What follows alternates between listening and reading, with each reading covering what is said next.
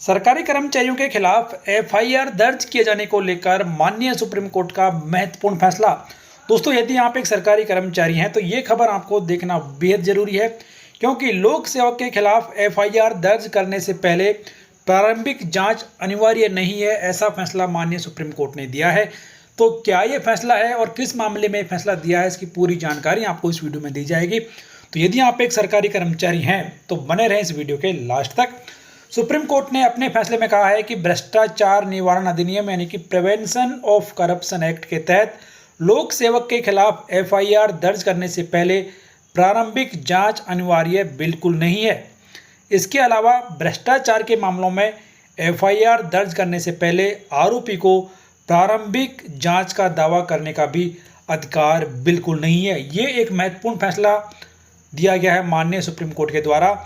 तो यह स्पष्ट है कि भ्रष्टाचार के आरोपी सरकारी कर्मचारी के खिलाफ मामला दर्ज करने के लिए प्रारंभिक जांच करना बिल्कुल अनिवार्य नहीं होगा।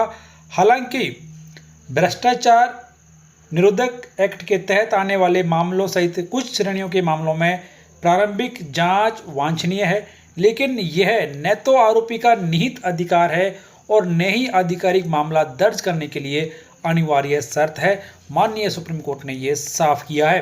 हालांकि आगे ये भी कहा कि जब सूचना से संज्ञेय अपराध का खुलासा होता है तो प्रारंभिक जांच अनिवार्य नहीं होती है, लेकिन कोर्ट ने आगे ये भी कहा कि मामले के तथ्यों और परिस्थितियों के आधार पर जांच एजेंसी के लिए यह पता लगाना वांछनीय हो जा सकता है कि क्या किया गया अपराध संज्ञेय है या फिर नहीं। न्यायालय ने कहा कि प्रारंभिक जांच का उद्देश्य प्राप्त सूचना की सत्यता की पुष्टि करना नहीं है, बल्कि केवल यह पता लगाना है कि क्या उक्त सूचना से संज्ञेय अपराध का पता लगता है। तो इस तरह की जांच का दायरा स्वाभाविक रूप से संकीर्ण और सीमित है, जिससे अनावश्यक उत्पीड़न को रोका जा सके। साथ ही यह भी सुनिश्चित किया जा सके कि संज्ञेय अपराध के वास्तविक आरोपों को मनमाने ढंग से दबाया न जाए। तो इस प्रकार यह निर्धारित करना कि प्रारंभिक जांच आवश्यक है या नहीं, प्रत्येक मामलों के तथ्यों और परिस्थितियों के अनुसार यह अलग अलग होगा। माननीय सुप्रीम कोर्ट के द्वारा दिए गए इस फैसले के बारे में आपकी क्या राय है, कमेंट बॉक्स में लिखकर जरूर बताएं। तो अब यहाँ पर जान लेते हैं कि ये क्या मामला क्या था इसके बारे में।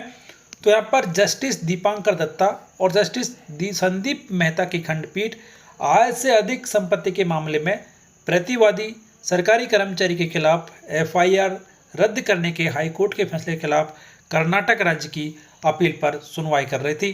कर्नाटक लोकायुक्त पुलिस ने भ्रष्टाचार निवारण अधिनियम 1988 के तहत विशेष रूप से धारा 13(1)(b) और धारा 12 के साथ धारा 13(2) के तहत उनके खिलाफ एफआईआर दर्ज की। कर्नाटक हाई कोर्ट ने एफआईआर खारिज कर दी थी, जिसके कारण कर्नाटक राज्य ने सुप्रीम कोर्ट में अपील की थी। तो इस मामले में ये फैसला दिया गया। मुद्दा क्या था वो भी यहाँ पर जान लेते हैं कि न्यायालय के समक्ष विवादास्पद प्रश्न यह था कि क्या भ्रष्टाचार निवारण अधिनियम के तहत एफआईआर दर्ज करने से पहले प्रारंभिक जांच करना अनिवार्य है या स्रोत सूचना रिपोर्ट प्रारंभिक जांच का विकल्प हो सकती है। तो यहाँ पर क्या तर्क दिया गया वो भी जान लेते हैं कि सुप्रीम कोर्ट के समक्ष राज्य सरकार ने ये तर्क दिया कि यदि स्रोत सूचना रिपोर्ट में संज्ञेय अपराध का खुलासा होता है तो प्रारंभिक जांच अनिवार्य नहीं है। इसने आगे तर्क दिया कि पुलिस अधीक्षक ने अपने विवेक का प्रयोग किया और स्रोत सूचना रिपोर्ट के आधार पर प्रथम दृष्टया मामला पाया गया।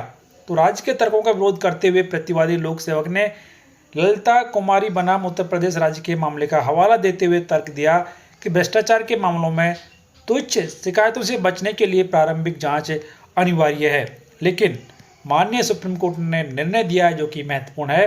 तो हाई कोर्ट के निर्णय को निरस्त करते हुए जस्टिस मेहता द्वारा लिखित निर्णय ने केंद्रीय जांच ब्यूरो बनाम धोमांद्रू हन्ना विजयलक्ष्मी के निर्णय में निर्धारित कानून को दोहराया, जिसमें कहा गया कि जब एफआईआर रजिस्ट्रेशन के लिए सूचना के स्रोत से संज्ञेय अपराध का खुलासा होता है तो आरोपी प्रारंभिक जांच के अधिकार के रूप में से नहीं मान सकता।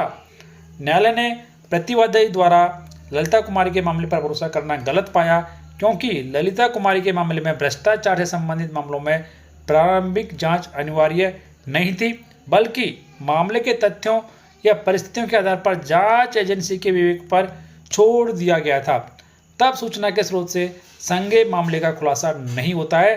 तो अब माननीय सुप्रीम कोर्ट ने यह साफ कर दिया है कि किसी भी सरकारी कर्मचारी के खिलाफ भ्रष्टाचार के मामलों में एफआईआर दर्ज करने से पहले प्रारंभिक जांच अनिवार्य नहीं है।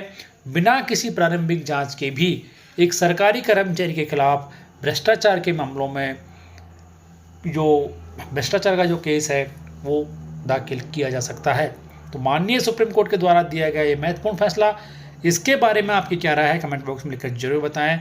सुप्रीम कोर्ट के फैसले की आदेश जो कॉपी है वो आप हमारे व्हाट्सएप और टेलीग्राम चैनल के अलावा हमारी वेबसाइट से भी प्राप्त कर सकते हैं, जिसका लिंक इस वीडियो के डिस्क्रिप्शन में दिया गया है।